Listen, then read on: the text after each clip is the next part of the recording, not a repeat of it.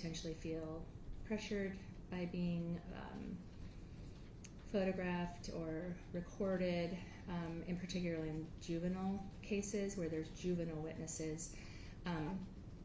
And in my view, in this particular case, in looking at balancing the interest between the public's right to see live testimony, because the family of Trooper Gadd is not necessarily a fact witness as to the actual events that are alleged to have occurred, and it's more of a personal, it could be a personal, more emotional thing, that's what the reason for my limitation at that time. But certainly if there is any other witnesses, we can take up that outside the presence of the jury or another time. I don't have anything further on that. Okay. I just was being asked about it and wanted to check with you. Thank you. All right, thank you. Anything from the defense?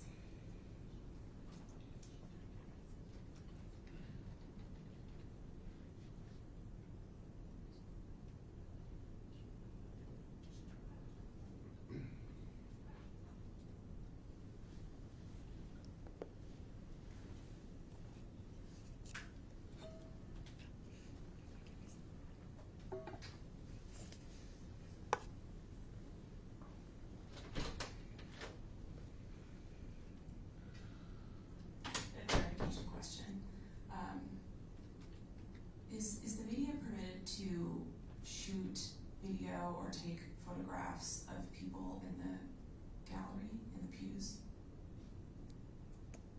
I don't know why not. Well, my train of thought is that Mr. Benitez's family did decide to come, Okay. and I'm concerned about backlash in the comments from these stories that may came out about them, so I would just ask that rule apply equally to both families.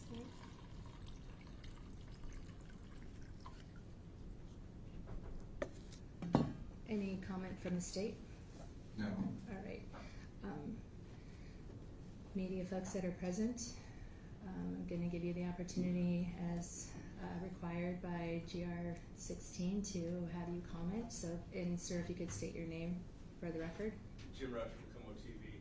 I would just say that the General Rule 16 presumes an open courtroom, and the gallery, people in the gallery make a choice to be here. So I would say that we've talked about the family of Trooper Gadd.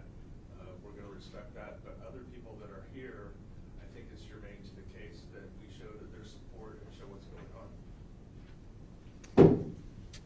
All right. Well, again, certainly GR 16 presumes an open courtroom, and the courtroom doors are unlocked, and people are free to come and go. I think that the appropriate balancing would look at the privacy rights of all individuals if they choose to come to court or not. Video recording isn't presumed, it's not automatic, and so I am going to go ahead and grant the defense request. So no videography of spectators in the courtroom. Thank you. Anything further from either side before we bring the jury out? No, Your Honor. All right, thank you.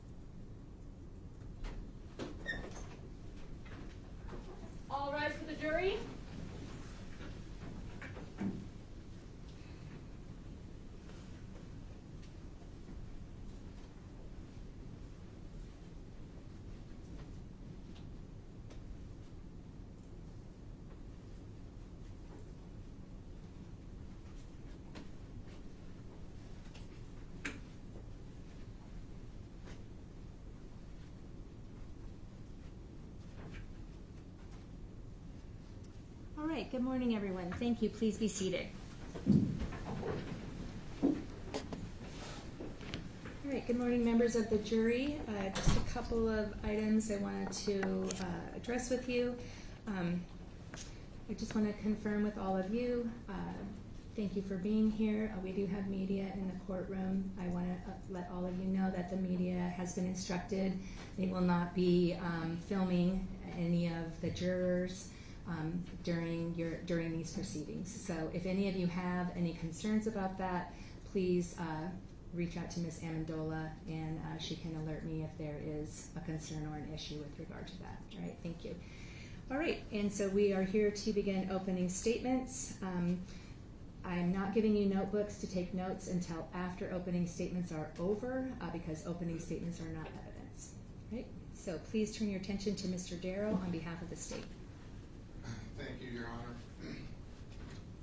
In the early morning hours of March 2nd of last year, 2024, Christopher Gadd was at work. He was a trooper from the Washington State Patrol, and he was going about his normal duties that evening. The State Patrol does a lot of things, but certainly probably their primary function is traffic enforcement. The video that was later recovered from Trooper Gadd's vehicle shows that it was a pretty routine evening. It was a routine evening until it wasn't. He was doing traffic stops. He was monitoring traffic, particularly in his area, which includes the Interstate 5 area north Snohomish County. He had worked a low-level hit-and-run case that particular morning with Trooper Duran. They had teamed up on this. It was a low level, nobody got hurt. It was over by the Everett Mall. And the two of them had spoken by phone around 1 a.m. and agreed that they would meet up at the district headquarters somewhere around 2:30 to 3. Trooper Duran mentioned, or Trooper Gadd mentioned to Trooper Duran that he might conduct a couple of traffic stops prior to meeting up at the district headquarters so they could compare notes on where they were at with that investigation.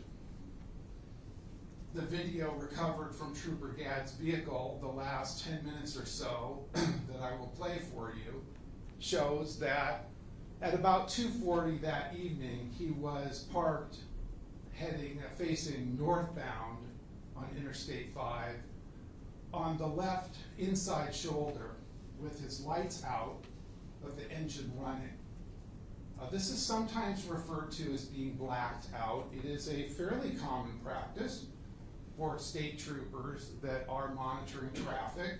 The idea is that they will see the dangerous driver or the impaired driver before they have a chance to see them. So they can go about one of their primary duties, which is, of course, to try to stop impaired drivers or dangerous drivers before they hurt someone. So at about 2:40 or so, according to the video, he turned on his lights. He proceeded northbound on Interstate 5 and turned around at the Smoky Point exit. So he got off and then immediately turned back southbound. So he would, and then joined the traffic, which, as you can imagine, was fairly light at that time of the evening. So at this point in time, he's proceeding back to district headquarters, which is just off 116th Street in the North Marysville area, just on the west side of the freeway, for the meeting with Trooper Duran. But he didn't go straight there. As he proceeded south, there's no exits between Smoky Point and 116th, but there is an overpass, the Stinson Road overpass. This leads out to Fire Trail Road. There's no entrance or exit there, but there's the overpass only. So he pulled, there's a rise in the road, and then it comes down, and he parked directly under the Stinson Road overpass, which on States 1 is Detective Monson has marked in these dashed lines here, that's the overpass. And so he pulled to the shoulder, he was completely on the shoulder, and again turned out his lights, but his engine was still running. You can still see the wipers going occasionally. And he was there parked for about 2 minutes. And after a couple of minutes, there was a GMC Yukon being driven by Mr. Benitez-Santana, driving south at high speed, approaching Gadd's location. The Yukon passed a motorist, Mr. Asadi, at the Smoky Point, about at the Smoky Point exit. Mr. Asadi was in the middle lane. The Yukon passed him so fast, he didn't even see it coming. It startled him. He estimated its speed was 100 miles an hour. And it didn't even look like it had headlights to him. As it shot past him and went over the rise and then out of view, down as the road starts to descend to the Stinson overpass. Mr. Benitez-Santana, in his Yukon, as he's going over the rise, he passed a semi-truck driver. The truck driver's Mr. Nieves, if I'm pronouncing that correctly. He drives truck for ABF Freight, had a full load, was heading from Mount Vernon to Portland. He was driving 70 miles per hour in the right lane. What he saw next, he both saw, but also the cab, the video in the front of the trucking cab caught the same thing he's seeing. So he's watching and the video's recording as the Yukon passes him easily at high speed. It's diagonal toward the right, so as it passes him, it's starting to get into the right lane ahead of him. But of course, it easily clears him because it's going so much faster. It gets into the right lane. He signals. Mr. Benitez-Santana signals, although his vehicle's already really in the right lane when the signal goes off. He's signaling to the right. But he never really straightens out in the lane. He just continues on diagonally right onto the shoulder. And as the vehicle is entering the shoulder, the passenger side's on the shoulder, he's signaling to the right. The right signal illuminates for a minute or two. He then straightens out the vehicle, so he is traveling fully on the shoulder, all four wheels, straight at the back of Trooper Gadd's vehicle. At the last second or so, you can see that Gadd must have stomped on the brake because the brake lights light up on the patrol vehicle. But it's too late by that time, and there is a violent collision. The collision, it's not quite a square hit. It's a bit of an overlap. So the passenger side of the Yukon is striking with full force the driver's rear of Gadd's patrol vehicle, causing it, if you look at it from the air, Gadd's patrol vehicle sort of in a C shape afterwards. To say that this did catastrophic damage to the patrol vehicle is an understatement. Only pictures really do it justice. When the initial patrol officer showed up at scene, looking at it from the rear, they could not recognize it as a patrol vehicle. The force of the impact killed Trooper Gadd almost instantly.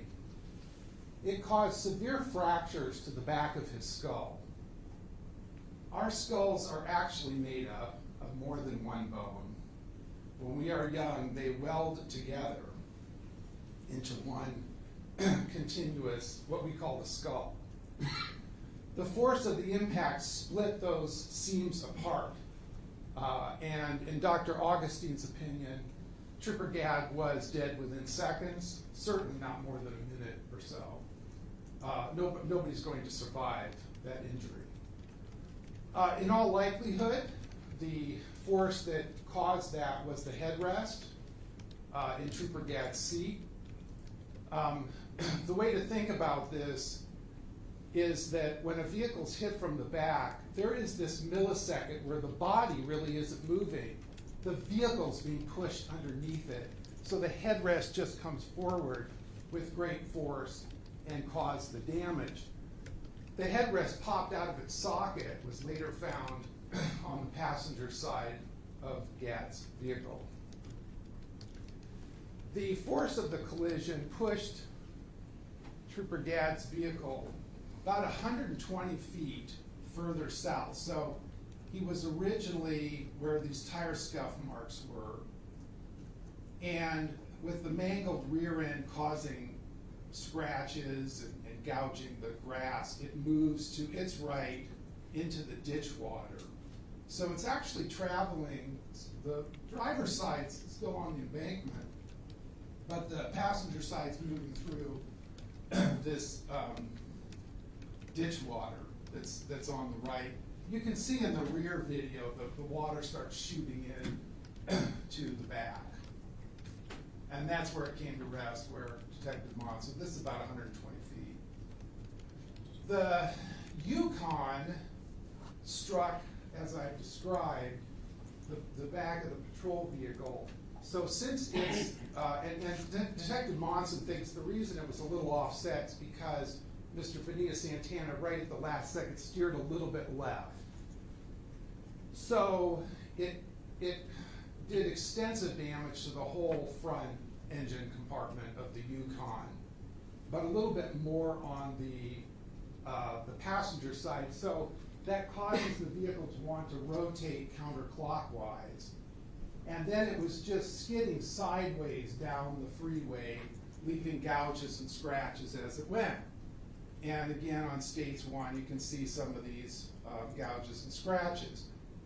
So it slides sideways, perpendicular to the direction of travel, and comes to rest where you see the lighter area here on the diagram pointing west. It came to rest with its front end blocking about half of the left lane. And so Mr. Nieves and Mr. Asadi, another witness or two, they all stopped their vehicles. They raced back to the patrol vehicle to check on Trooper Gadd, but it was pretty obvious he was deceased. Because the patrol vehicle's leaning into the ditch, it causes his body to fall that way. He's had his radio in his hand, but not moving or breathing. And at some point they became aware that Mr. Benitez-Santana was in the Yukon, is sitting in the driver's seat. There were no other occupants of the vehicle. Within a minute or two, of course, traffic's still oncoming southbound through this extensive area of vehicle debris. And Mr. Nieves saw that at least one vehicle almost struck the SUV, which of course does not have lights and is blocking this left lane of travel. That vehicle managed to avoid it. But there was a Navy van driven by Landon Marks, and he was not so lucky. He was driving in the left lane south at about 70 miles per hour. He was driving some officers from the Whidbey Naval Air Station to SeaTac that morning. Mr. Marks is an enlisted man. And he simply did not see it in time. So his van struck the Yukon SUV. And he steered a little bit to his right at the last minute. Now this actually caused the SUV to rotate. So the SUV is getting struck on its front with the driver's tire of the van, that corner area struck it. And the force of the collision, this secondary collision, actually caused the SUV to rotate this would be counterclockwise, leaving this arcing scratch right here. And it also pushed it further south until it finally came to rest. At this point, it's almost all the way off the road where it finally came to rest, just the nose of it sticking out into the left lane. Whenever you have one tire damaged like that, the vehicle wants to steer that way because that tire's not rotating and the others are. So this caused, the van's not in control, the driver can't control the van, but it veers to its left in this situation. And so he entered the median. There's a cable barrier along in the median that caught the van. So the van stretched the cable out into the grass, but the cable then pushed the van back into the shoulder, which is what it's designed to do. And so the van came to rest the furthest south here, as indicated on the diagram. The officers in the back were not hurt. However, Mr. Marks was trapped in the front of the vehicle. His leg was trapped. His hand hurt. You'll see a little bit of body cam video of his conversation with the officers there. He was taken to Providence Hospital, and they diagnosed him with 2 fractures to his metacarpal bones. Now, these are the bones that connect our wrist to our knuckles, and 2 of them were fractured. Initially, they gave him a splint, but eventually it was determined that he would need surgery on those. So Dr. Gobardi, I think it was up in the Burlington, Anacortes area, ended up doing surgery, putting some screws into those bones to stabilize them and allow them to heal. That's where the vehicular assault charge comes from, is from Mr. Marks's broken hand as a result of this collision. When this call came out, all the officers in the immediate area, especially Marysville and Arlington, were all responding to the scene, along with troopers, sheriff deputies. They arrived to find debris all over the roadway, the vehicles as I've just described to them. It was obvious Trooper Gadd was deceased, so Deputy Byrd kind of just stood guard at the car, basically, patrol vehicle, basically. I mean, he put his hand in to see if there was a pulse, but there was, of course, none. Officer Mishler from Marysville hustled over to the SUV and found the Mr. Benitez-Santana in the driver's seat. Mr. Benitez-Santana was remarkably uninjured in this collision. He had a cut to his face and a cut to his hand, and really that was about it. Of course, they did not know that at the time. I mean, given the wreckage, you'd certainly think there might be more. But he was able to converse with them, and with Mishler. Mishler asked him what happened. He said that somebody cut him off. He said he became disabled and was struck by another vehicle. And he kind of repeated that someone cut him off, and then he said that he had tried to start up his vehicle to get out of the way, but just wasn't able to before he was struck. At one point, Trooper Conley, who was on scene, came over, kind of leaned into the Suburban acid fit, and I mean, have you been drinking or doing any drugs? And Mr. Benitez-Santana said, yeah, he had had a drink around 10 that night, and had smoked some marijuana or weed earlier in the day. We now know that he had more than one drink.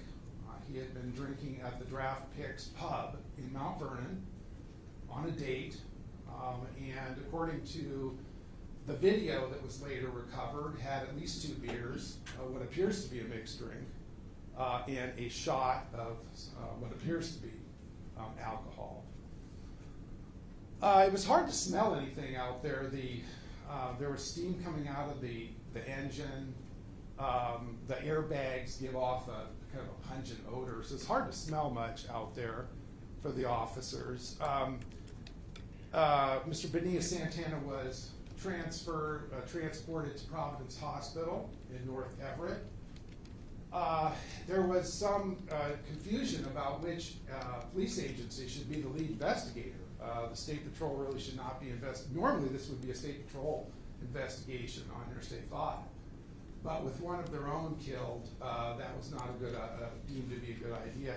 So eventually it was determined that the Sheriff's Office would be the lead investigator, and ultimately it became Detective Mark Monson's case. So this was all being sorted out on scene.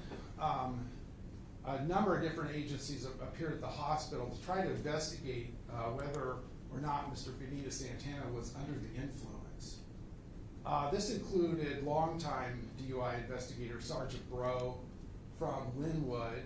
He's a drug recognition officer, and also Deputy Mashburn from the Sheriff's Office.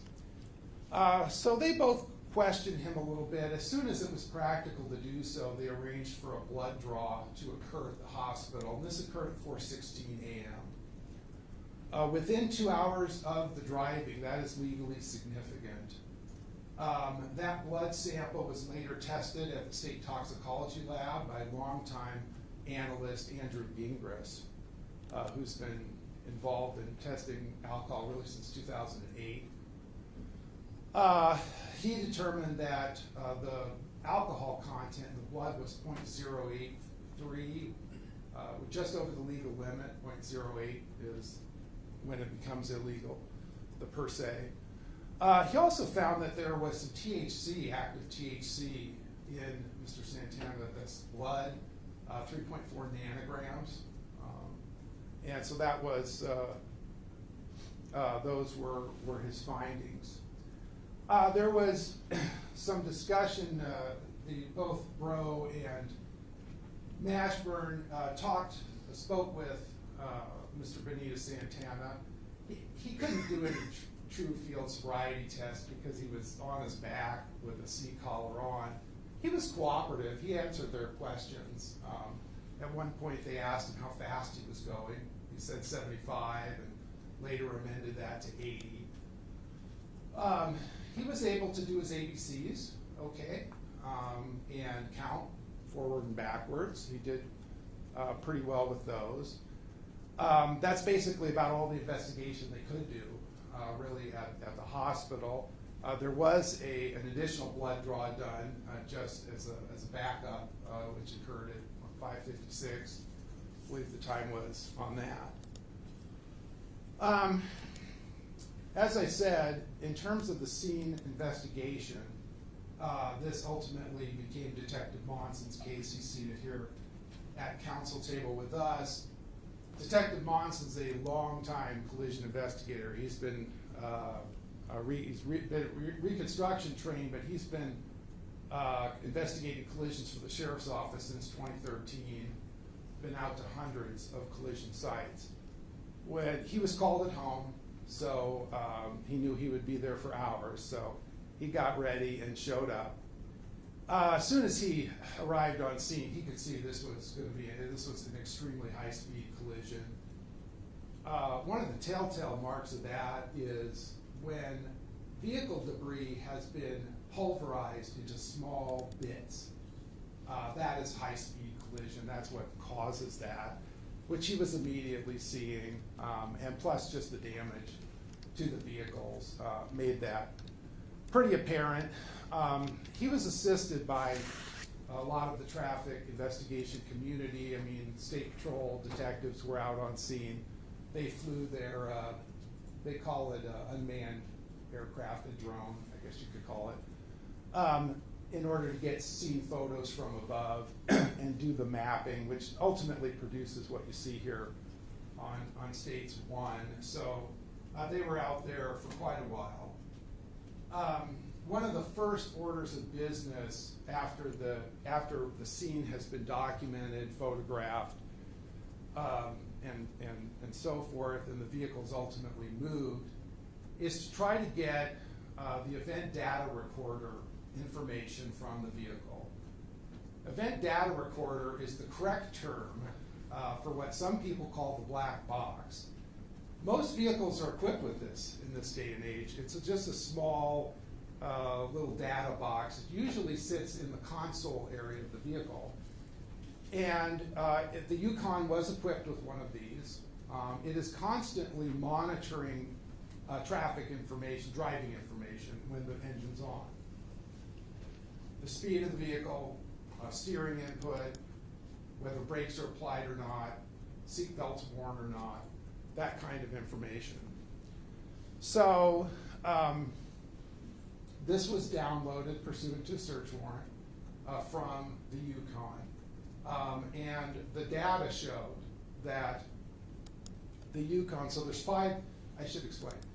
It's constantly monitoring it, but it doesn't record, it doesn't capture it, unless there's a triggering event. So usually this would be a crash. When a triggering event occurs, it locks the last 5 seconds of data. That's the way the event data recorder works. So it worked on the Yukon, so there's 5 seconds of pre-crash data. It shows that at all points in time, 5 seconds prior, Mr. Benitez-Santana was driving over 100 miles per hour. The lowest he was driving was 105, 5 seconds prior. His speed 1.5 seconds prior to collision was 112 miles per hour. The brake was activated 1/2 second prior to impact, which brought the speed down to 107 miles per hour. Well, that's a 1/2 second before, so it might be just a mile or 2 lower than that at the actual point of impact. The Navy van was also downloaded. Then data recorder showed it was going 70 miles per hour at the point of impact. Whenever speed is a factor in a case, it's always advisable, if you can, to try to work speed another way and see what the results come up with. There are some other traditional methods like momentum that I won't get into that are impossible in a case like this because the vehicle is going through water, which there's no good data for that sort of thing.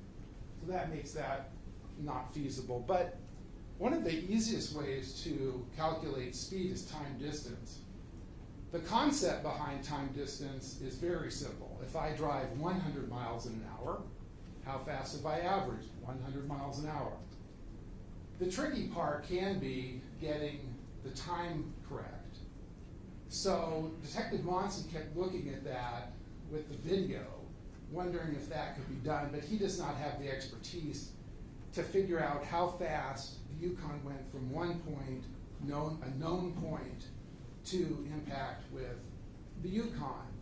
But he became acquainted with a person that does have that expertise, whose name is Ed Baker.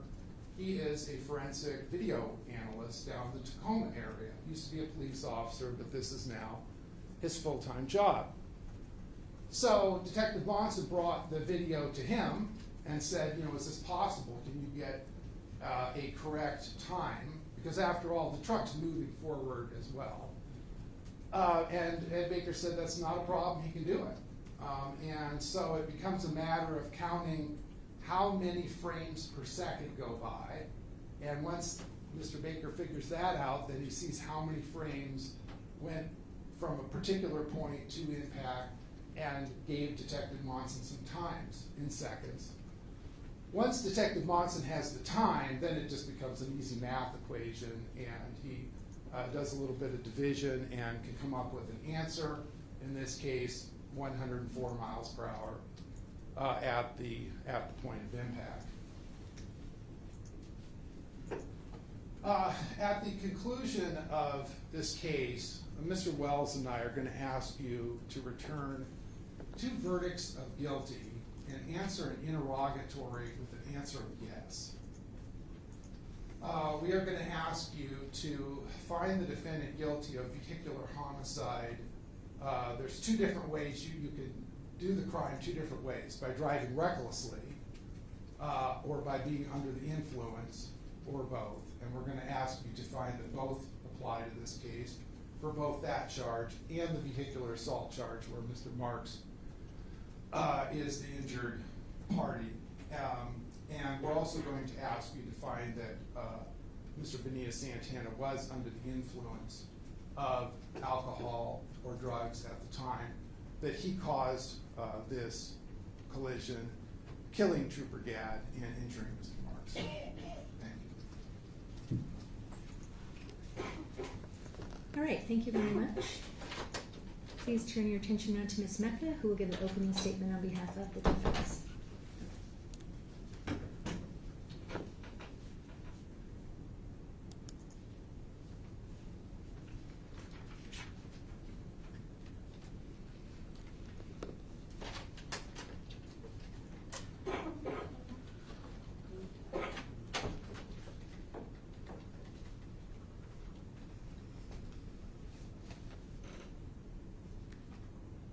In the dark, early morning hours of May 2nd, 2024, a series of unfortunate circumstances collided in one of the darkest stretches of I-5.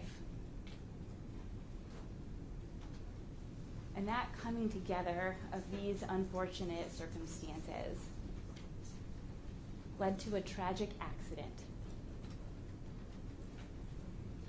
We had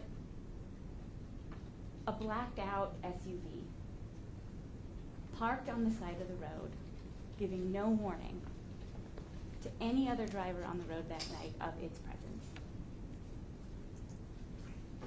We had a black SUV traveling above the posted speed limit,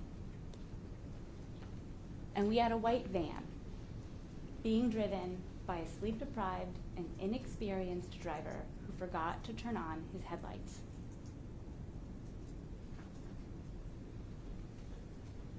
And when these three circumstances collided,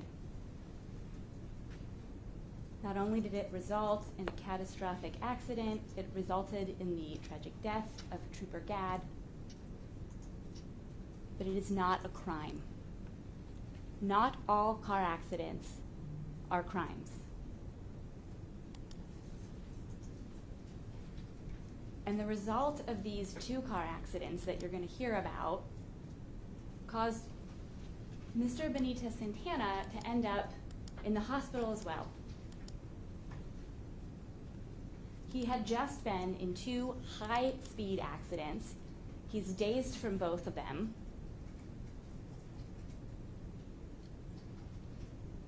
And he's at the hospital, surrounded by police, hovering over him, asking him, peppering him questions about what happened.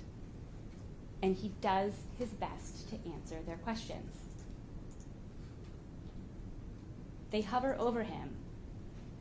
Raul, Raul, Raul, trying to get him to answer these questions. And he does.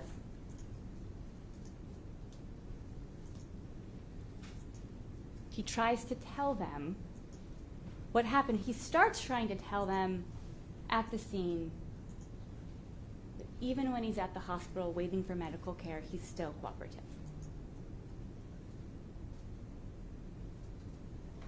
And he tells them that he was speeding and that he was headed home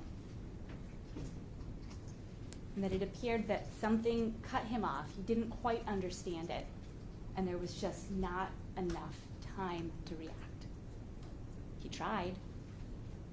You'll see in the video that he slams on his brakes as soon as the trooper's vehicle becomes visible, and he swerves to the left to try to avoid it. But there's just not enough time.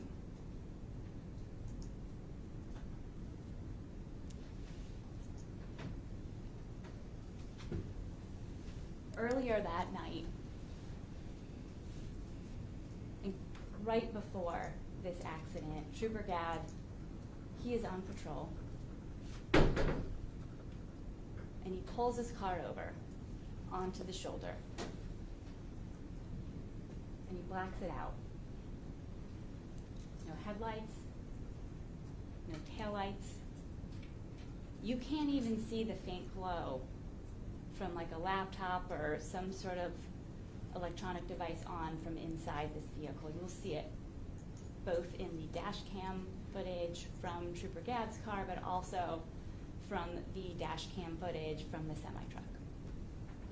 This car is effectively invisible to anybody driving on the road that night.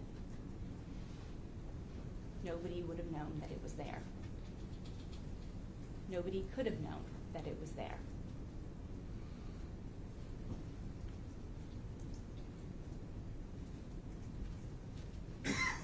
And Mr. Benitez-Santana, he is coming home that night after a first date with a woman named Zatasha Jackson. They decided to meet up at Draft Picks up in Mount Vernon, where Miss Jackson lives, because it's close to her home. And you'll hear from her. They went to Draft Picks, they ate some food, they chatted. Yes, they had some drinks, but that was earlier in the night. And Mr. Benitez-Santana, he left to come home, and he got on the freeway, and he headed south. And yes, he was speeding. He told the police that he was speeding. And as he's headed home, he sees a semi in the slow lane, going fast, and he passes that semi. And when he passes that semi, he activates his turn signal, and he merges over. He merges over into the right lane, turns the turn signal off, turns it back on, indicating that he's going to merge right again into what would have looked like an empty area of the road. Unfortunately, it is the shoulder. But he turns his turn signal on and merges into it. And it is only after he merges in to the shoulder, and he's only there for seconds, but suddenly those brake lights come on in front of him. And that is when you see his car slam on the brakes and try to swerve left to avoid. But there is just not enough time for him to do that. And so his car hits the back of Trooper Gadd's vehicle. And the force of this impact sends his car flying across I-5. It skids across the road, turning, landing over toward the left side of the road. And Mr. Benitez-Santana is trying to start that car as soon as he can to move it. He keeps trying to start it by pushing the button, but it's not working. And so he's left sitting there in a completely destroyed, disabled vehicle.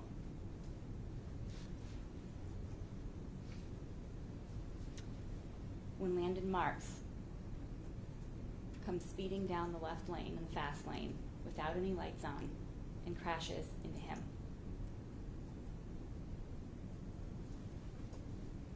Now, Landon Marks, earlier that night, or that morning, he had to wake up unusually early. He was on watch that night, on duty. Wasn't his normal schedule, his normal watch, but he had to wake up to bring 5 officers to the airport. So after working his normal 8-hour shift, he grabbed some food and he went back to his room to try to get to sleep early, because he knew he had to get up in a short period of time to drive to the airport from Whigby all the way to SeaTac.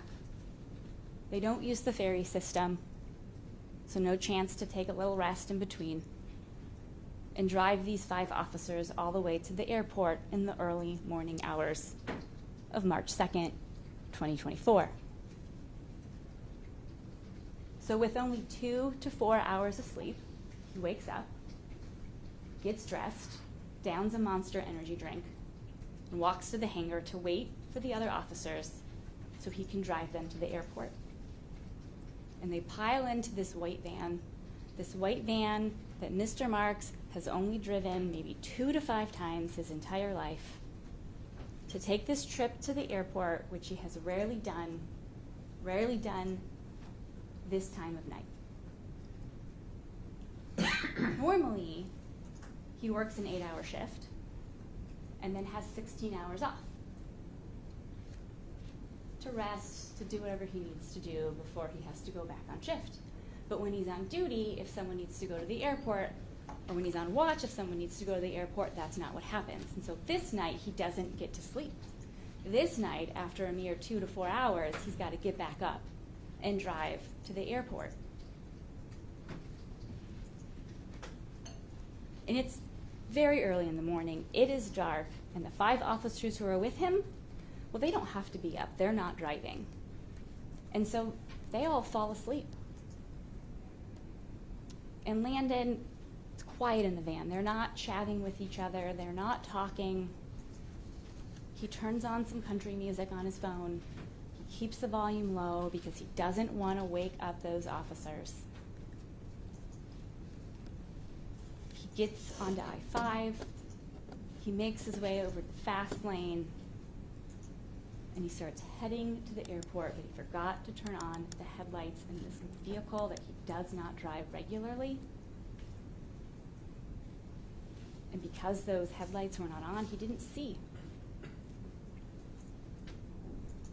And he went barreling into the black SUV that other vehicles saw and avoided that night. And you're going to hear from a witness, Tim Busanich, who was on the road that night. And unlike Mr. Marks, Mr. Busanich drives this route all the time at this time. He works at Boeing. He's on leave right now, but he works at Boeing at a job that he loves, and this is his normal shift. He is normally on the road this early in the morning making this trek. So he is up and ready for his daily commute to work. And he gets on the road. He gets on at exit 206. And as he's making his way, he knows to pay attention. And he sees a white van, and this white van draws his attention because the white van doesn't have headlights on. And he doesn't just speed past it. He tries to get this white van's attention, to tell them that the headlights are out, to get them to turn them on, but it's not working. And so after he's unable to get the white van's attention and he doesn't see any headlights turn on, he decides he's just going to go past and get away from this white van because he doesn't know what's going on with it. And so he does that. But he's still paying attention because he knows you need to pay attention to the road when you're driving, especially this time at night. And up ahead, he sees some lights go toward the right. He sees those lights go out quickly, and then he starts to see smoke. So he knows something has happened ahead of him. His headlights are on. He sees this. So he slows down. He changes his speeds to meet the appropriate traffic conditions once he sees that something has happened. And so he doesn't hit the black SUV. He doesn't hit any of the debris. He slows down. He merges over to the right, and he gets out of his car.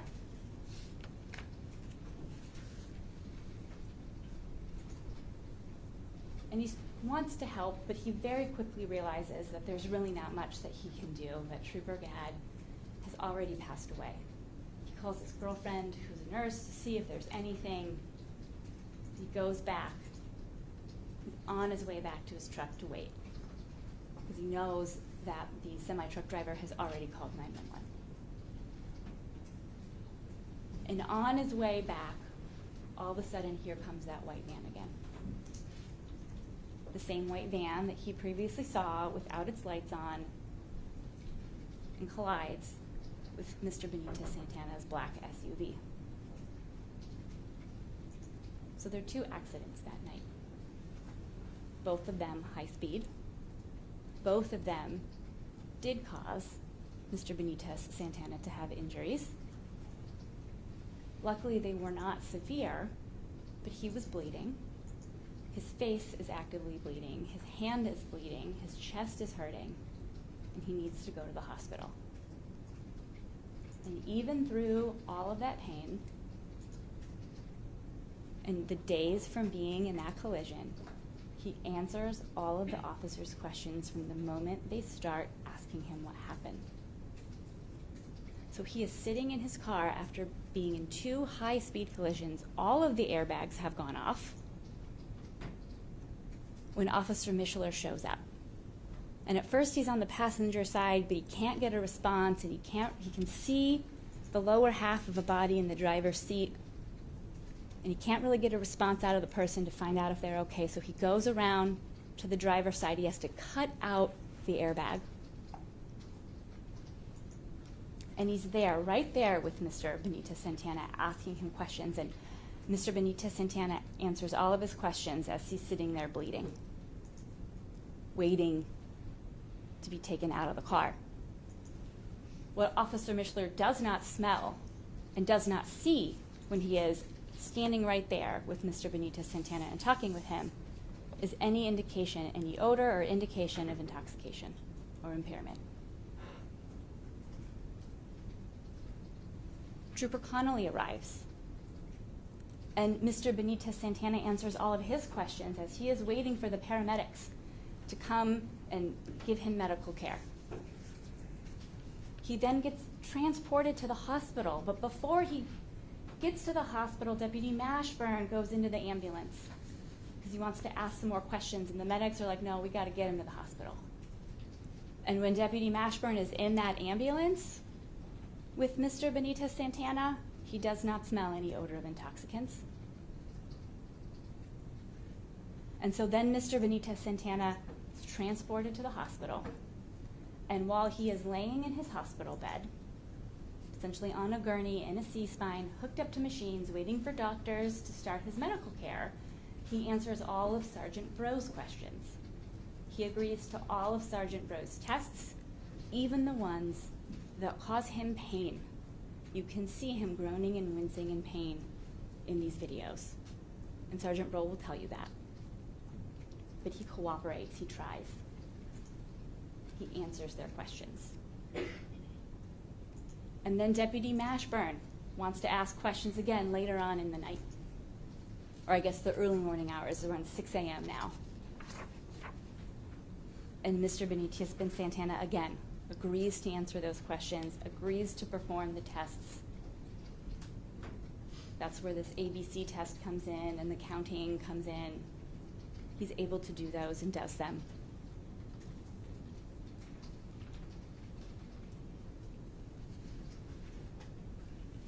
Mr. Benitez-Santana admitted that he had had alcohol that night. It was earlier in the night. And at the time he was driving, he was not impaired and he was not under the influence.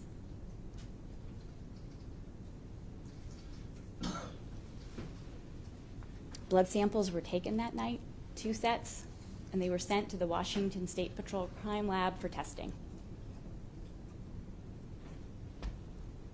But the crime lab made mistakes. Mistakes in the testing, but there were mistakes that were made even before that testing began. And you're going to hear from an expert, Janine Arvisu, a woman with 40 years of experience as a chemist, in lab operations, and in forensic quality control, reviewed the steps that were taken in this case, not just in the testing alone, but in the vials that were used to collect the blood and how those vials were stored, and in how the blood inside them was tested. And she found a myriad of errors all along the way.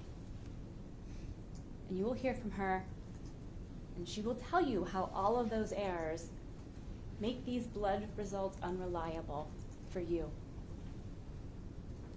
the jury who has to decide this case.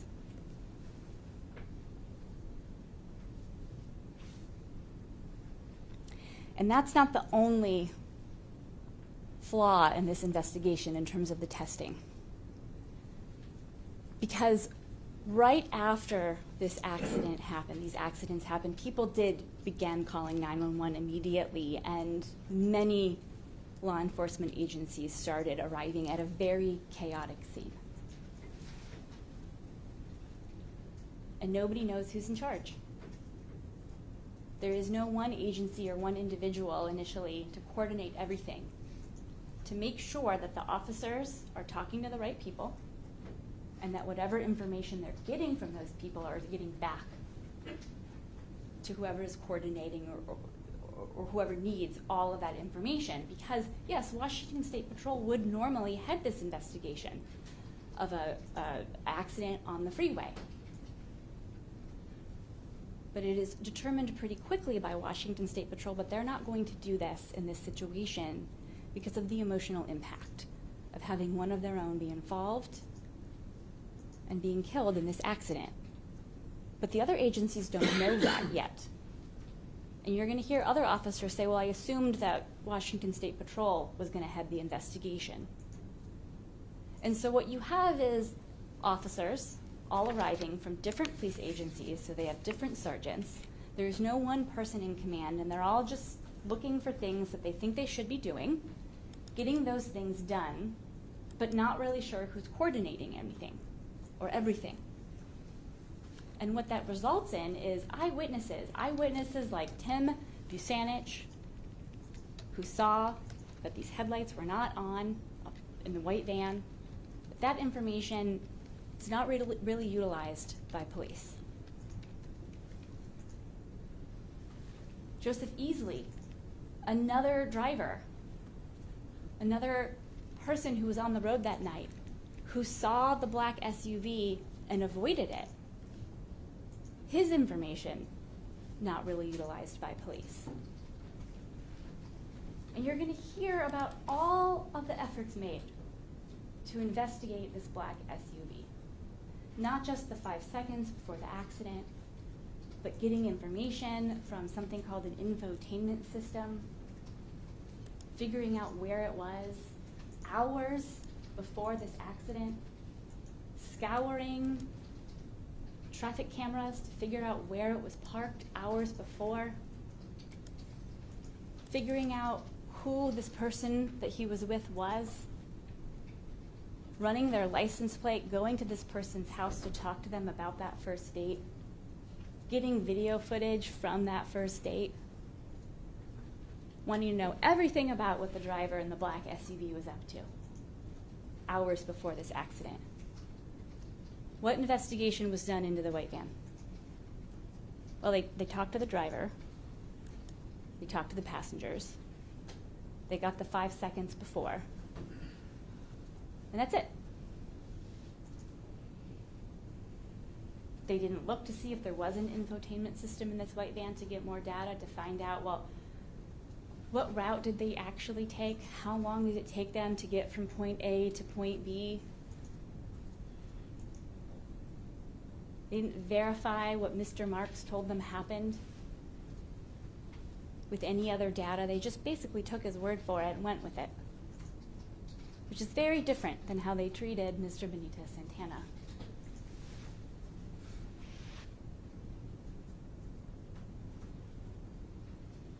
So the investigation has flaws, serious flaws that impact the evidence that you're going to hear and the quality of it. And yet the state at the end of this case is going to ask you to find Mr. Benitez-Santana guilty of 2 crimes. But when you hear the evidence in this case, the facts from witnesses and the data, the science, you're going to see that the state's case does not hold up. That yes, this was a tragic accident, but it was not a crime. And Ms. Hancock and I are going to come back up here and we're going to ask you to find Mr. Benitez-Santana not guilty because he's not. Thank you.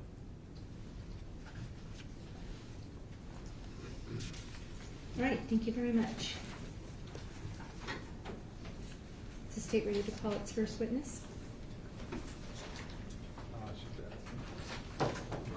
Yes, we're ready to proceed, Your Honor, unless the court wants to take the morning break. Do that might be a good idea, is then we can just proceed directly through testimony. So we will go ahead and take our morning recess break a little bit early at this point. So the court will be in recess for 15 minutes.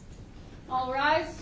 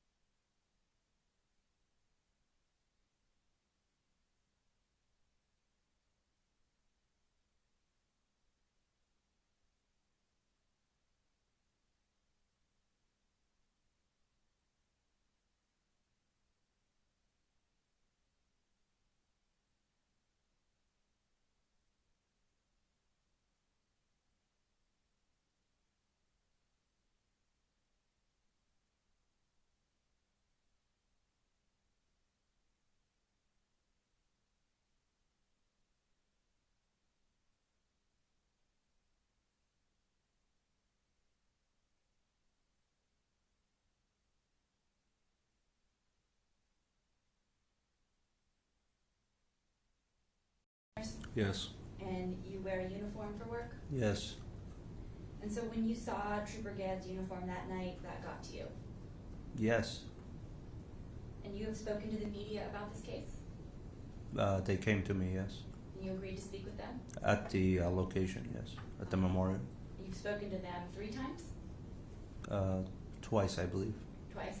And you went to the memorial? I did, with my kids. What you saw that night has impacted you greatly. Of course.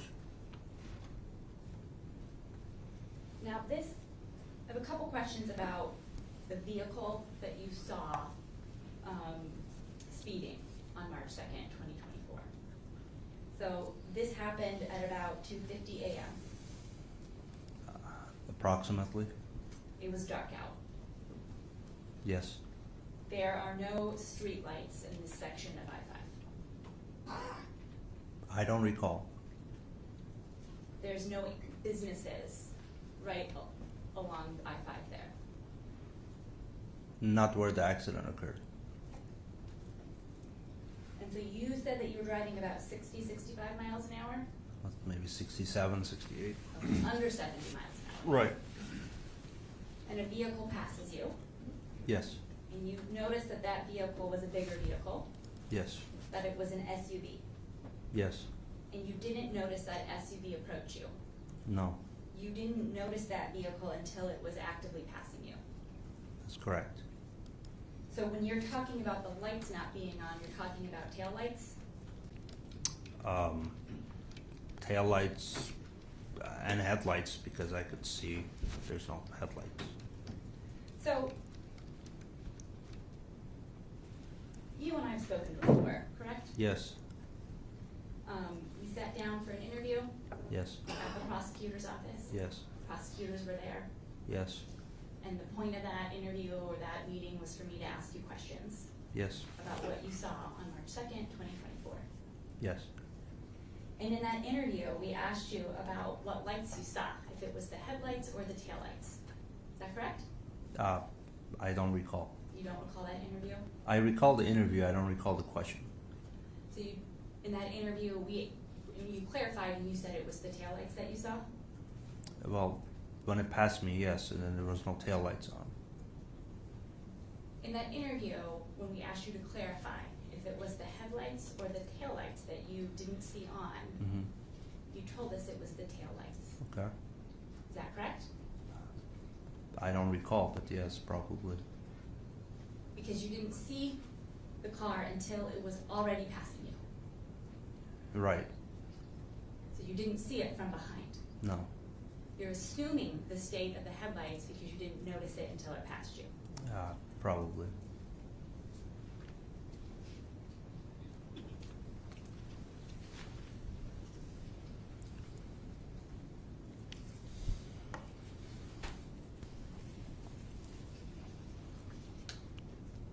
And when that SUV passed you, at that point you didn't know the make of the car?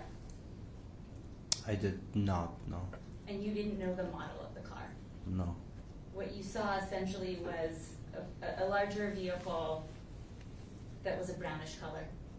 Yes.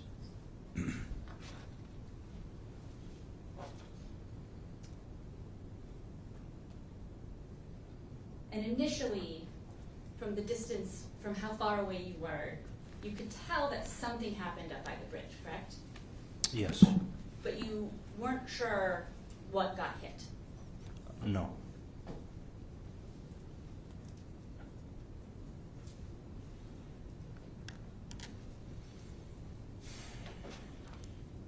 There was not a lot of traffic that night. No.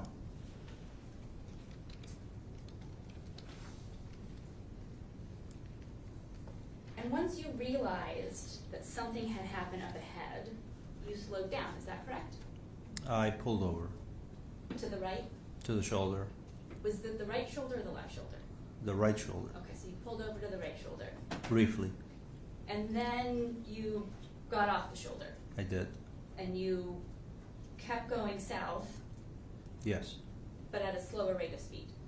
Yes. Because you could see that lane 3 was blocked. I could see the yes, lane And- 3. And you could see that lane 1 was blocked. As I got closer. And so you could see that lane 2 was clear. Yeah, well, I could see cars going through. Okay, so you could see like the back of their lights still going. Right. And so you slowly made your way down lane 2. Yes. And then eventually you pulled over onto the side of the road On the right shoulder, yes. and you turned on your 4-ways. I don't recall.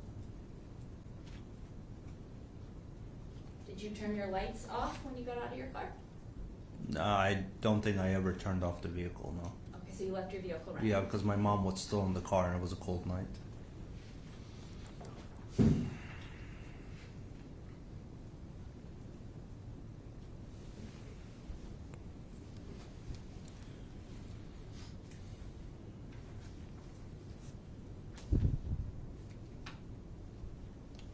And when you spoke to the police on the night of the accident, is that correct? Yes. And you told them about what you saw? They requested a statement. And you wrote what you saw in that for them? I did. They handed you the statement form? Yes. You were in your vehicle Yes. and you wrote out what you saw? Yes. And then you had to flag down an officer Yeah, as they were passing. to give back your form. Right. And in your statement form, you didn't mention anything about the white van. I mean, no. Thank you, I have no further questions. Redirect? Yes, ma'am, thank you. So you were asked about the vehicle that passed you. Did that vehicle that passed you at a high rate of speed? Yes. And was that the same vehicle that you saw in lane 3 when you got to the collision? Yes. And was that vehicle partly in lane 3? It was fully in lane 3. Okay. And when you were asked about driving through the collision, was lane 1 blocked, or was there debris in the roadway? There was debris large enough that you could not drive through with Okay. a small sedan like I had. Okay.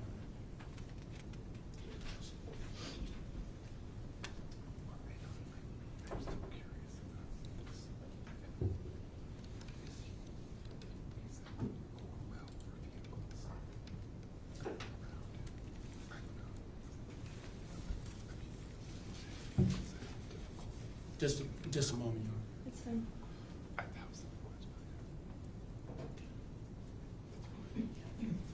No further questions, Your Honor. All right, thank you. Mr. Asadi, thank you very much for your time and testimony today. Thank you. Thank you very much.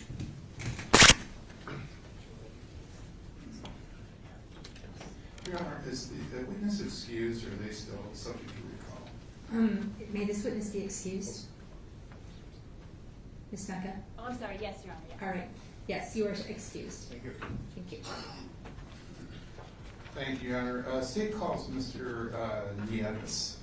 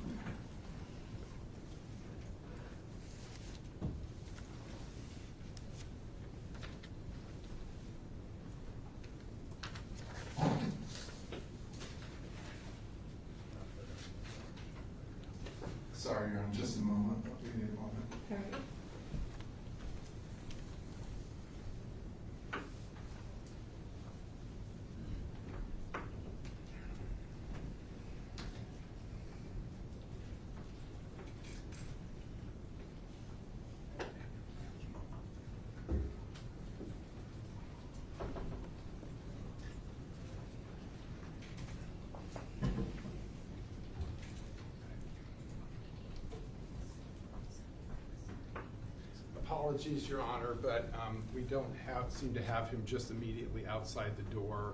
So I don't know if you want to take a recess or all just wait. So we'll go downstairs.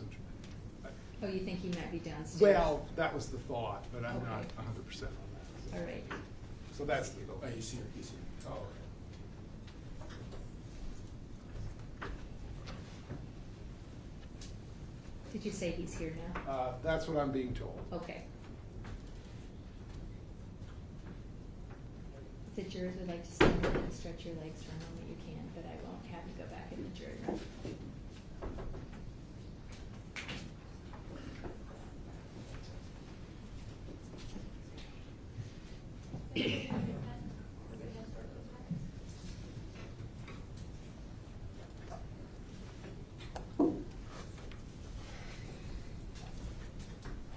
He was in an interview room, Your Honor, sir.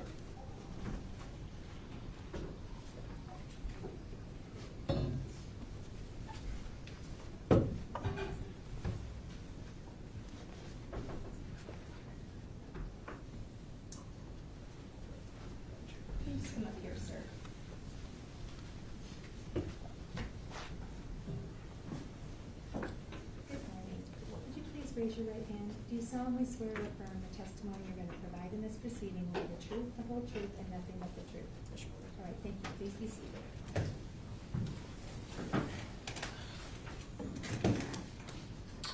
Hello, Mr. Nieves. Please state your name and spell both first and last. My name is Jonathan Nieves, Johnathan, and last name is Nieves, Nieves. What is your occupation? I'm a truck driver. Do you drive trucks for a specific company? Yes, for ABF Freight. All right.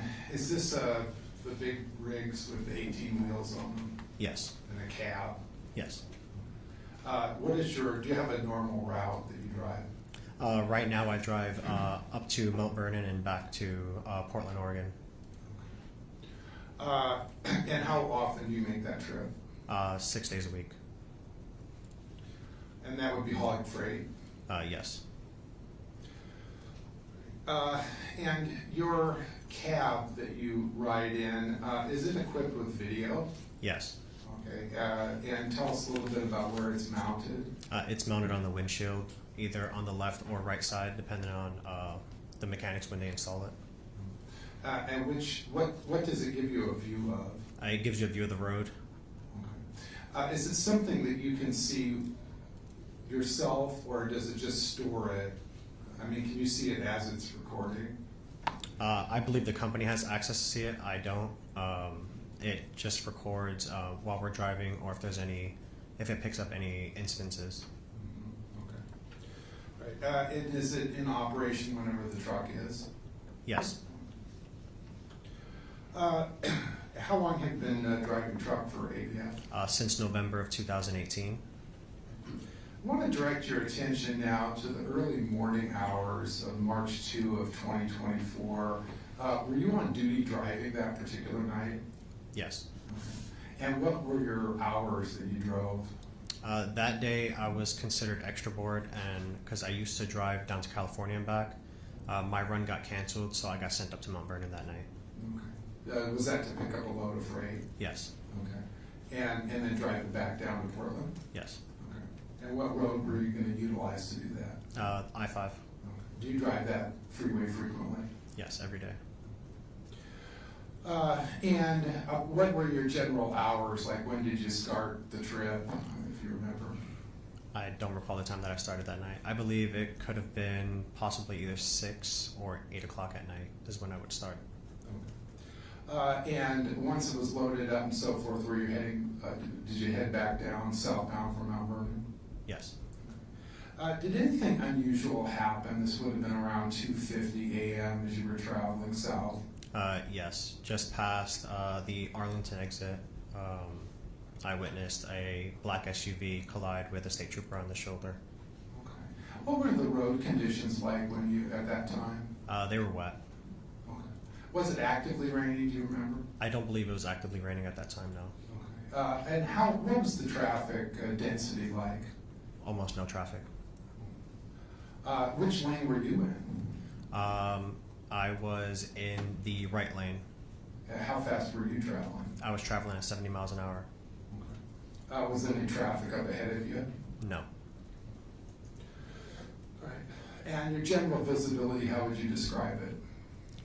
Limited because there was poor lighting in that area. But no fog or low-hanging clouds, anything like that. When did you first notice this vehicle that eventually struck the trooper? I noticed him in my rearview mirror, on my side mirror, on the driver's side. Was there anything unusual about it when you first observed it in your mirror? I can see that he was traveling at a high speed because he was approaching me pretty fast. Oh, he was closing the distance fast. Yes, And then what happened? Did it pass you? it did pass me. Using what lane? The far left lane. Okay. And what did it do after it passed you? It merged all the way from the left lane and continued on sweeping into the right lane and then climbed onto the shoulder. Okay. Was there brakes in this motion or was it a continuous motion? It was a continuous motion. Okay. Was he using a signal, do you recall? I don't recall. Okay. Right. And prior to him entering the shoulder, had you seen any vehicles on the shoulder? I saw a state trooper on the shoulder under an overpass. Oh, okay. How were you able to see? Well, how far back were you when you saw it? Estimate. About a quarter mile, half a mile. Okay. And what drew your attention? How were you able to see it? What were you seeing? I can see the light bar reflect, and then the reflectors from the back of the vehicle. Did it have any of its lights on, or you're just seeing the reflection? Just the reflection. You drive that road a lot. Is that unusual? See a trooper like that? No, that's a common place for troopers to park. Without their lights on? Yes. Did you estimate the vehicle's speed as it was climbing onto the shoulder, as it passed you and climbed on the shoulder? No, I did not. Okay. Do you have an estimate for us? I would say if he was traveling that fast, just the way the water was picking up behind that vehicle, he was going well over 100 miles an hour. When he climbed onto the shoulder, did that concern you? Yes, Okay. And why was that? because I knew he was going to collide with that trooper. Okay. Were there any lights on the trooper's vehicle that lit up at all before impact? Yes, just before impact, the trooper, it looked like he was going to put his vehicle in gear because his brake lights came on. Was he able to take any evasive action? Unfortunately, no. What did the actual impact look like from your vantage point? Can you repeat that? What did it look like when was there impact between the two vehicles? Yes. And what did that look like? Horrific. And can you describe that further? The trooper's vehicle was pushed farther into the shoulder, and the black SUV ended up colliding into the trooper and then pushing out into the far left lane. Where did it come to rest? Was it still in the roadway? It was still in the roadway in the left lane. Okay. Was it blocking all the left lane or just part of it, if you remember? I want to say it was blocking the left lane and a portion of the middle lane. Once this SUV had come to rest, how visible was it, would you say? You couldn't see it because there was a lot of smoke fuming from that SUV. And it's dark out. Yes. Did the SUV have any operational lights at that point? No, there was no lights on that I recall.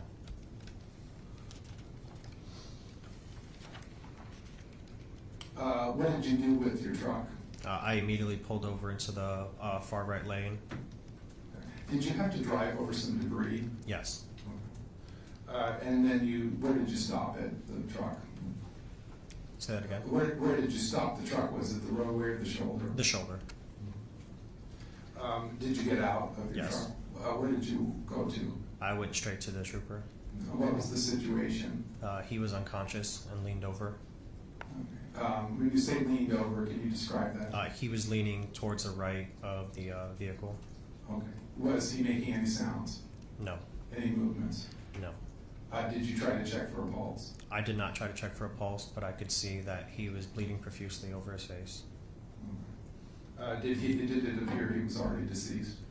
I couldn't tell at that moment, but my thoughts were that he was deceased. He, of course, was seated in the driver's seat. Yes. Did you attempt to notify authorities? Yes, I called 911. Did you talk to dispatch? Yes. Did they indicate help was on the way? Yes. And while you were waiting, did you become aware of vehicles approaching the Yukon in the roadway? Yes. Okay. Did you observe any near misses? There were quite a few near misses towards the SUV and myself. Okay. What did the near misses look like? They were trying to avoid a lot of the debris and avoid the SUV. Okay. Did that involve like swerving? Yes. Braking? I believe so, yes. But was there a vehicle that did not avoid it? Yes, there was a white van that did not avoid it. Okay, tell us about that. I was busy looking at the trooper's vehicle and calling 911 and looking around as cars were passing, and I just heard a loud screech of someone's brakes and then hearing the white van collide with the SUV. Is that like a thump? Or? You can just hear metal clashing. Okay. Did you see what happened to those two vehicles after they impacted? They stopped shortly right after. The van did? Yes. Did you walk over to the SUV? Initially, no, because it was unsafe to get onto the freeway. Because cars are still going through? Yes. Okay. What about the white van? Same situation initially? Yes. Okay. Once the police had arrived and kind of stopped the traffic, were you able to go to those vehicles? I didn't go to any vehicles until the roads were closed after the first responder showed up. Okay. And did you walk over to the SUV at that point in time? I walked over to the SUV with an officer at one point when he was Okay. cutting the airbag. The officer was already cutting the airbag Yes. at that point? Okay. And then did you also go to the white van? Yes. Okay, what was the situation of the white van? I believe 2 people were outside of the van and the driver was pinned in the driver's seat. Okay. Why do you say pinned? He said that they were saying that he couldn't get out and that he was injured. I didn't know what injuries he had at the moment. Object to hearsay. Okay. Sustained. Sorry. Did you converse with the white van driver at all? No, I did not. Okay, did you see his face? Briefly. Oh, okay. So the others were outside and he remained in the driver's seat? Yes.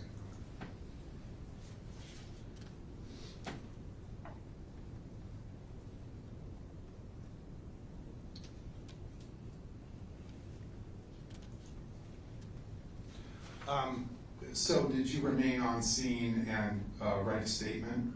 Yes, I did. Okay. And there was also kind of maybe a 10-minute recorded interview as well? Yes, inside of my vehicle. On scene, okay. Did you alert the officers that there might be video of this? Yes. Okay. When were you able to watch the video yourself? I was able to watch it when I got back to my home terminal. The home terminal, would that be Portland? Yes.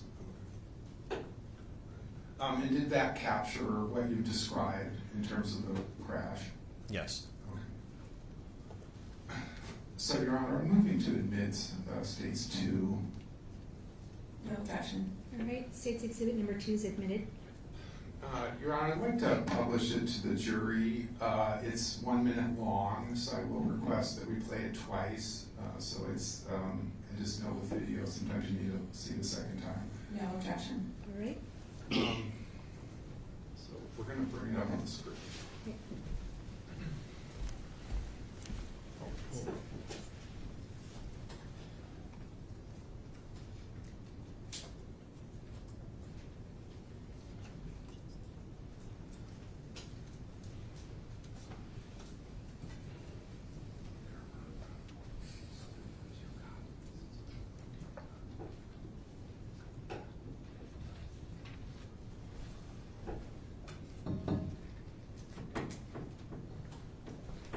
it might help if the lights are dimmed a bit.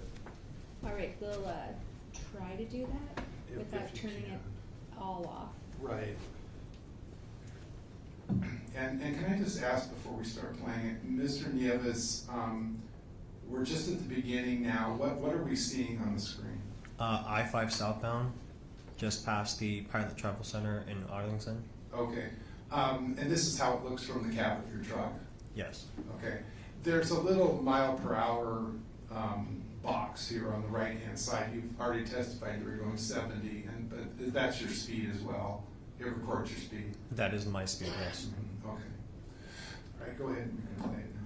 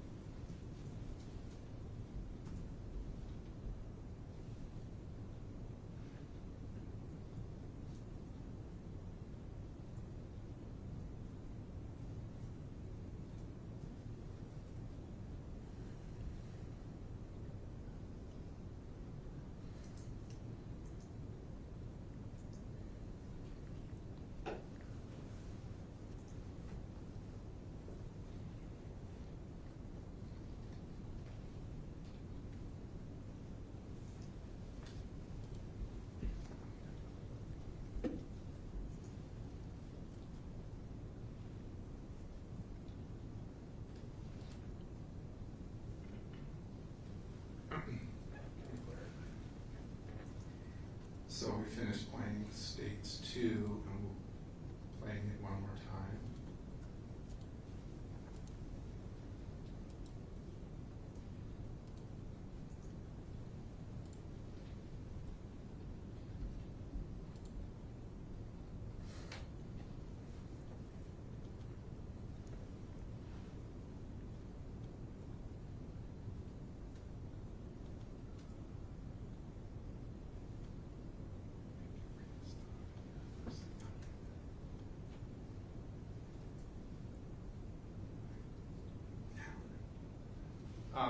So we stopped it here at, I don't know what the exact time it is, but just to the left, is that the SUV Yes. where it came to rest?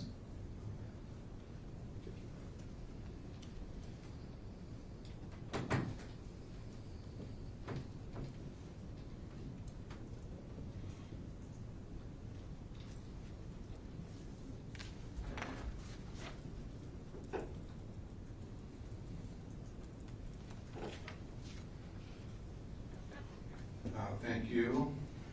We can have the lights again.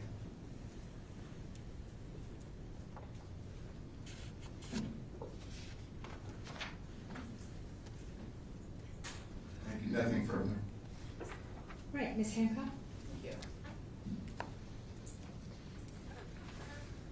Okay, Mr. Nieves, I want to go back to the beginning of that evening. You were driving on I-5 for work, Yes. and you were in your work car, which is a large semi-truck. Yes. And you saw another vehicle on the side of the road. Yes. It was parked. Yes. It was on the shoulder. Yes. The lights were off. Yes. It had been parked there before you arrived. Yes. It was underneath an overpass. Yes.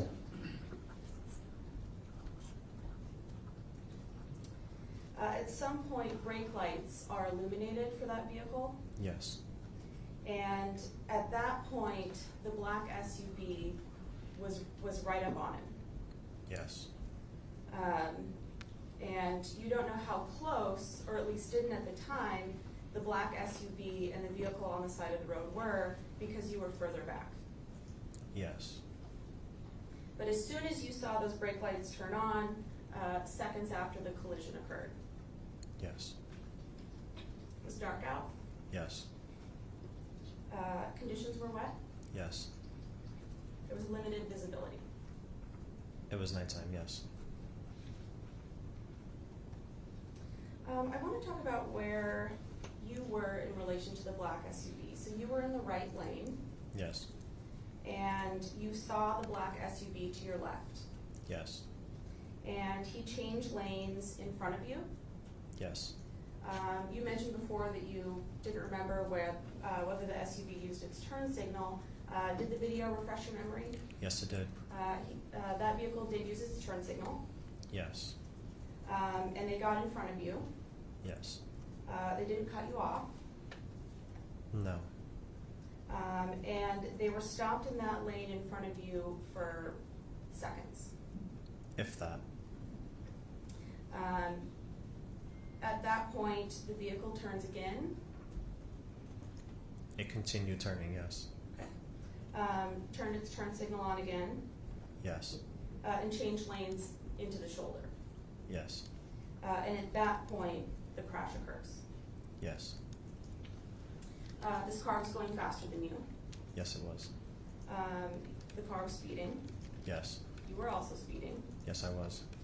You told us earlier you were going about 70, Yes. and you had told officers on the scene you were going about 66. I thought I was going 66. You didn't radar the black SUV. No. Your dash cam records your speed, Yes. but it doesn't record the speed of the vehicles around you. No. And by dash cam, I just mean the video that we just saw. Yes.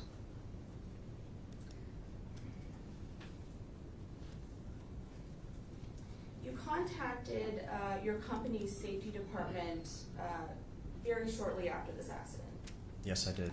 and you requested that footage Yes, I did. so you could give it to police Yes. for the investigation. Because it was the moral thing to do. And at that point, you were able to view the video. I was able to view the video once I was back in Portland. Thank you for that clarification.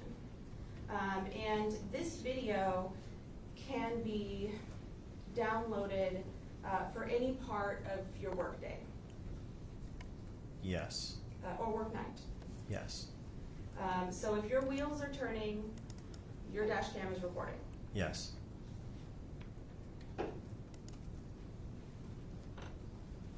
After you saw the collision, you moved over into the far lane. Yes. And that was to clear both of the vehicles that had been involved in the collision. Yes. And then you pulled forward from the crash, Yes.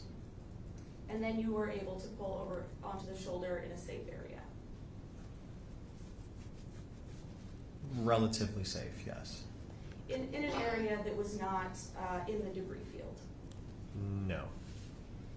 You were pulled over from the crash farther than both of the vehicles. Slightly forward, yes. Okay.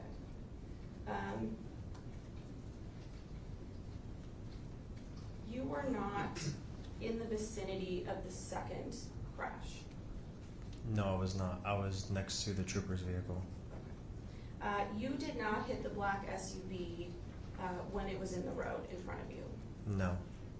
You were able to get safely off the roadway, Yes.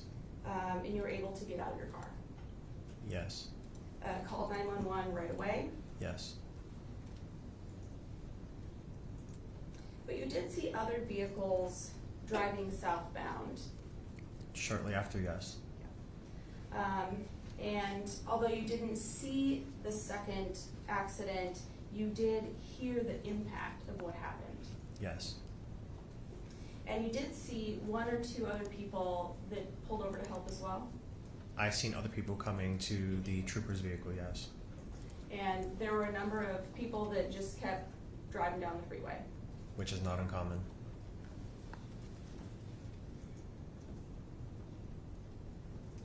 Now, dash cams are mounted higher up on the windshield facing outward. Yes. So the one in the truck you were driving was mounted in the center, right in the middle. Yes. It was attached to the glass. Yes. And that glass sits higher up than a normal car or a normal SUV. And that's because your cab is higher up than the average driver's vehicle. Yes. And because of that, you can see farther. Yes. So because you're in a taller vehicle, light also reflects more.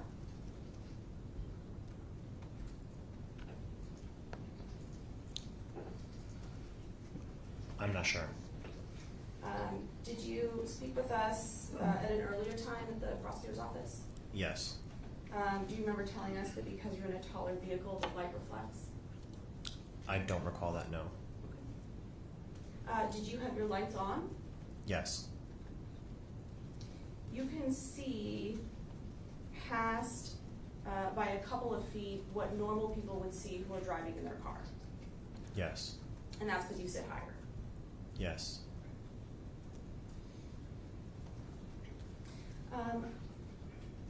We go back to the scene.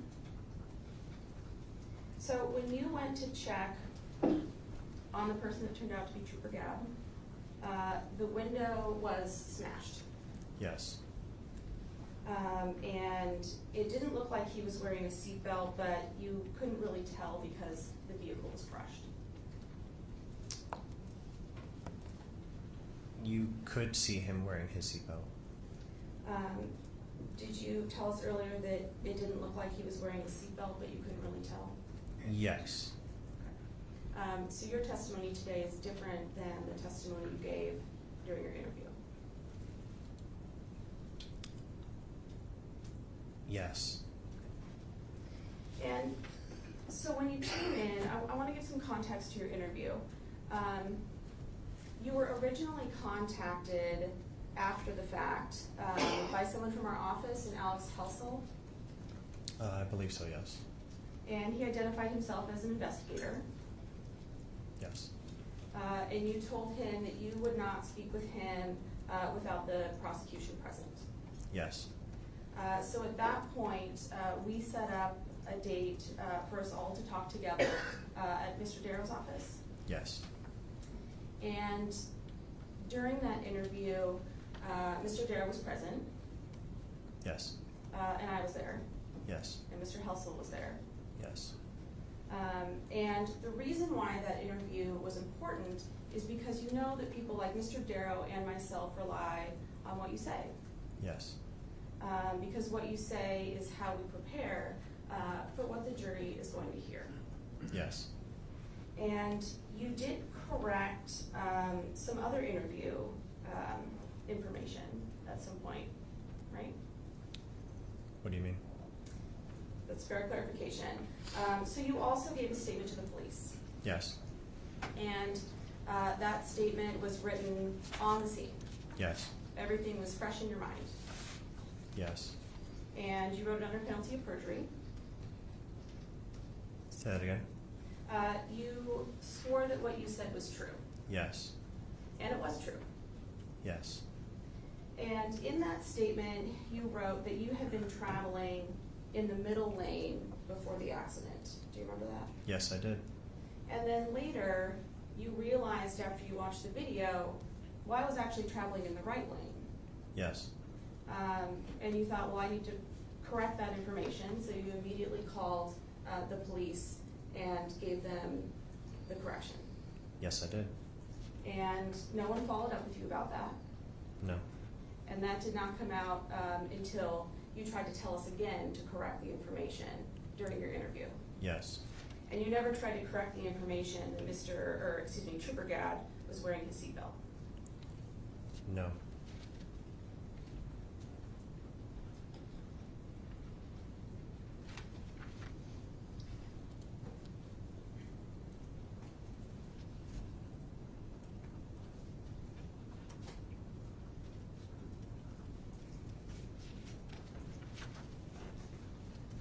All right, so back on scene, there's a white plume of smoke that's coming up from where the crashes occurred, Yes. particularly where the black SUV and the white van crashed. Yes. And you spoke with an officer over around where the black SUV landed Yes. and asked if the person in the black SUV was okay. I did. At that time, the officer was cutting the airbag out, I believe so, yes. and the person in the black SUV had blood on his face. He had what looked like a scratch on his face. Did you tell us during your interview that he had blood on his face? I'm not sure. If our jury later sees a video of that driver with blood on his face, would you be surprised? I would not be surprised. The driver was disoriented. I couldn't really tell. Did you tell us earlier that he was?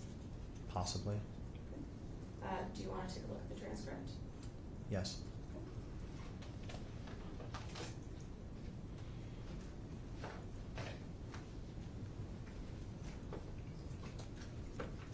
Look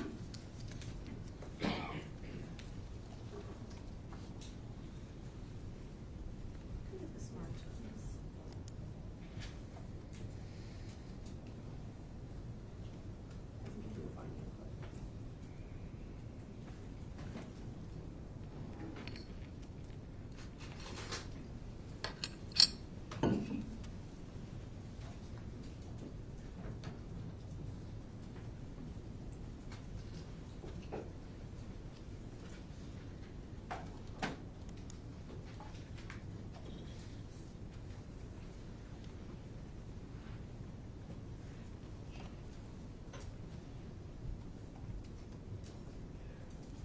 All right, so I'm going to hand you what's been marked as Defense Exhibit number 5.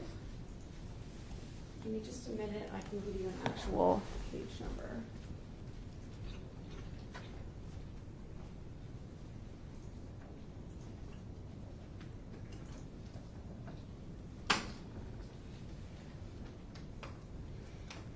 All right, so I'm going to have you look at page 36. Oh, well, first of all, let me ask you a couple questions. Does the front of the document that you're looking at say that it is a copy of your interview with the prosecutor's office? Yes. Okay. So I'll have you look at page 36. And so we're not allowed to have witnesses read off documents and out loud. So I'll just have you read the page and then let us know whenever you're done. Okay.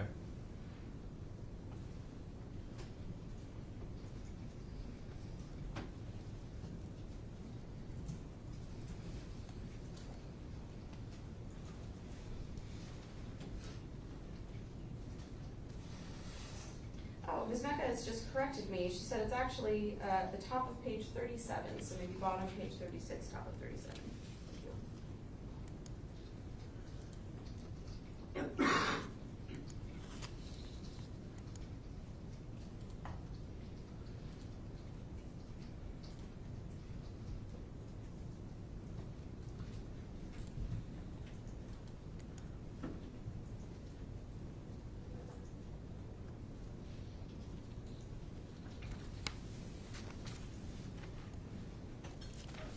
I'm done. Thank you.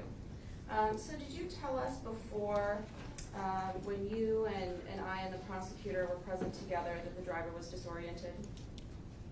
Yes. And then I'll also have you take a look at page 76, specifically lines 22 to 23. When you're done.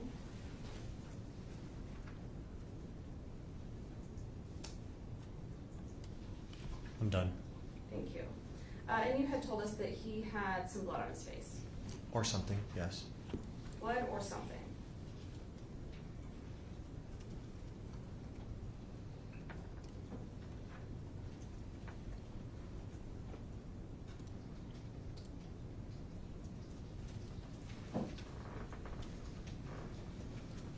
All right, Mr. Munoz. Okay, so you stood off to the side so the officer could speak with the driver, Yes. and you weren't really close enough to hear their conversation. No. So you couldn't tell if he was slurring his words or not. Not really, no. You couldn't tell if he had, watery or red eyes. Not that I recall, no. And you never saw him walking. No.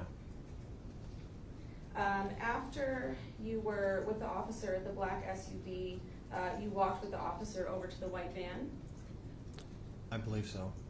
and you spoke with the passengers in the white van. Yes. They seemed awake at that point. Yes. They were not injured. It didn't seem like the two passengers that were outside of the vehicle were injured. It did not seem like they were injured. No. And you never spoke to the driver of the white van. No. You spoke with a couple of people who had pulled over. Yes.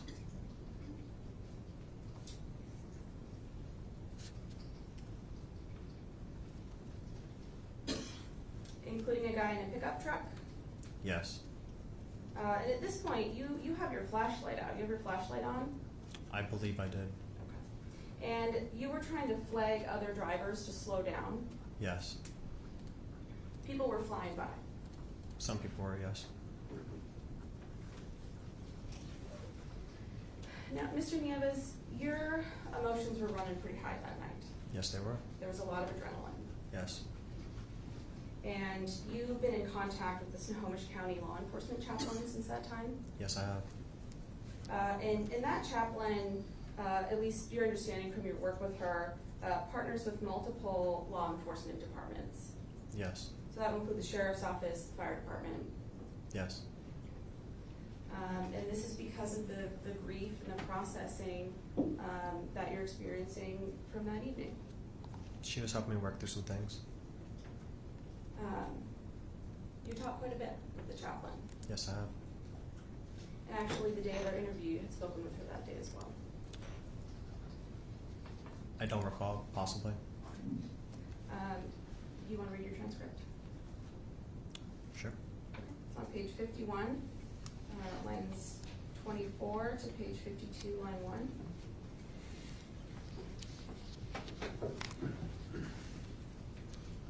What were the lines again? Line 24 to the next page, line 1.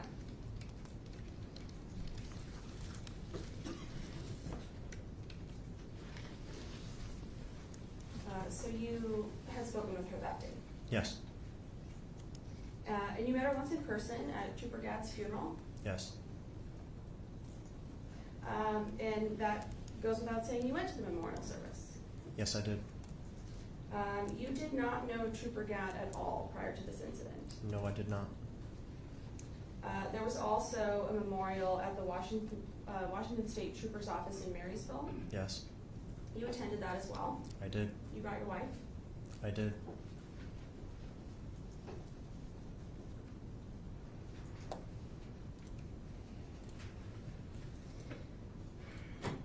You've posted to social media about this case. I did. You reposted things that you had read about Trooper Gadd. Yes. You shared articles about Trooper Gadd. Yes, I did. You shared information about the memorial service. Yes, I did.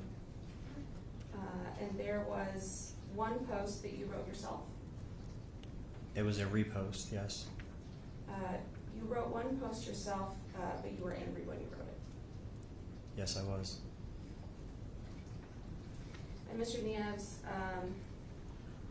you also purchased Trooper Gadd in memoriam t-shirt, I did.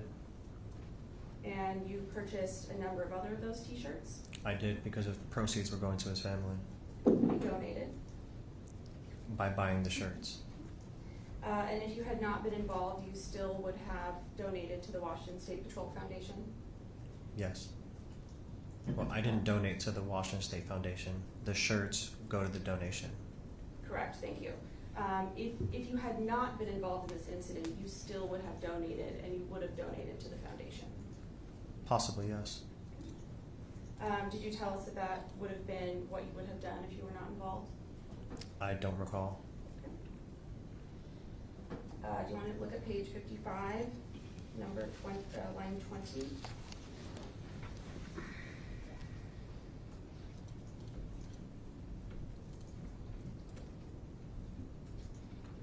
Okay.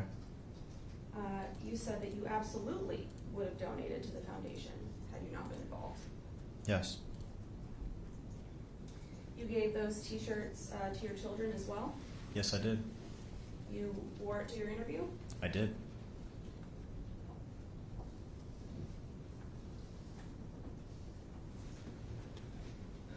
Mr. Nieves, you are here to help the prosecution. I'm here only to speak the truth. Did you tell us earlier that you were here to help the prosecution? I don't recall.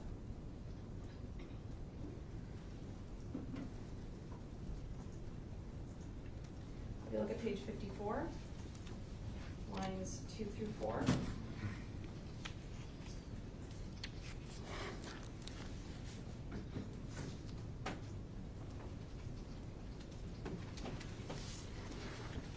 Okay. So when I asked you before, is it fair to say that you're here to help the prosecution? You said yes. Yes. That's all. Redirect. But Mr. Nieves, you were under subpoena to appear today, is that Yeah. correct? Yes, I was. Okay. And that's not voluntary, that is mandatory. From my understanding, yes. Okay. Nothing further. No, thank you. Mr. Nieves, thank you very much for your time and testimony. May this witness be excused? Yes. Yes. Oh.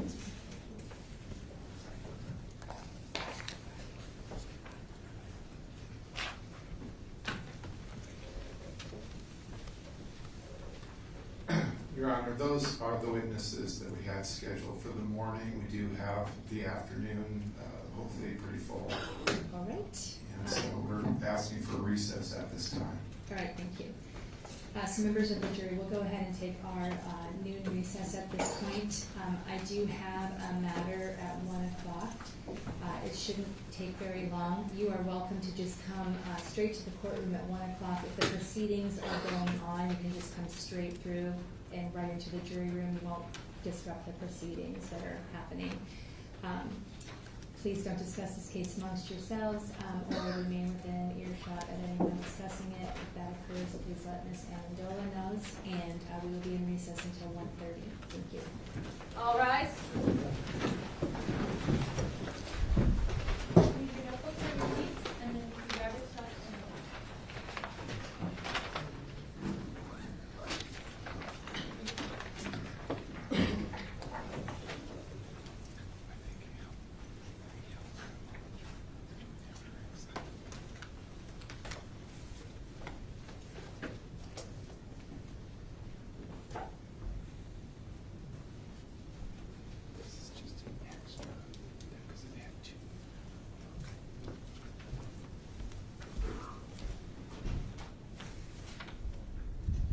Thank you, everyone. Have a nice lunch.